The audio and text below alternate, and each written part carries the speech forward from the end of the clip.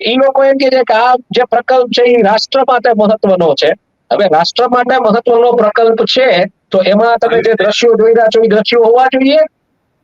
આવી રીતે મહત્વનું છે આ દ્રશ્યો હોય. એટલે આ જેનું ખેતર છે મને લાગે છે કદાચ એ ભાઈ લાગે છે. હા, એ લોકો વિરોધ કરી રહ્યા છે. એ લોકો વિરોધ કરી રહ્યા છે. અને એને તમે એના ખેતરના માલિકને તમે આ રીતે ઘસડીને લઈ જશો. હા, એમ.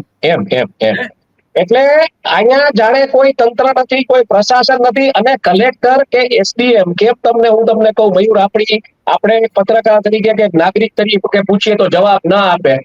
એ લોકો બંધાયેલા છે જવાબ આપવા માટે. બિલકુલ બંધાયેલા છે.